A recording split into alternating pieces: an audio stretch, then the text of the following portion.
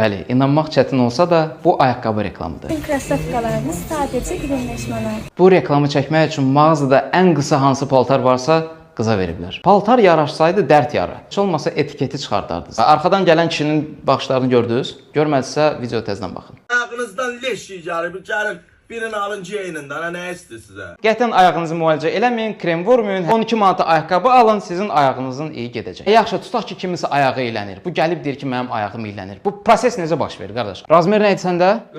42. Gətir. Razım 15 manatlıq makasin. Reklam eləyəndə əsas məqam inandırıcı olmaqdır. 29 manata əgər bu koftanı başqa dükanda görsəz, bundan ucuz. Gəlin tüpürün bax bunun sifətinə. 28 manat 90 qəpik. O axırdakı bu səhnə nə idi, yaxşı? Bizdən rəqabət eləmək heç birimizin başı üçün deyil də, sadəcə bəzi şeylərə görə qiymət deyə bilmirik. Bəzi şeylər nədir, mənə çox maraqlıdır. Çünki hamıdan ucuz bizdədir. Aqressiv çıxış eləmək müştərilərin sayını artırırsa, gəlin onda mən bundan da aqressiv məhsul satım. Bütün məhsullar endirimlədir, köməyə lazımdır, qaqaş. Neçədir ki? İndi bəzi şeylərə görə qiyməti deyə bilmir. Armanilər baxın bizdə endirimlə 30 manat. Padelka deyil, baxın Armani yazılıb. Yazılıbsa deməli orijinaldır, məntiqlidir sənə. Reklam çəkmək üçün soyundular, qışqırdılar, yalan məlumat verdilər, body shaming eləyən də oldu.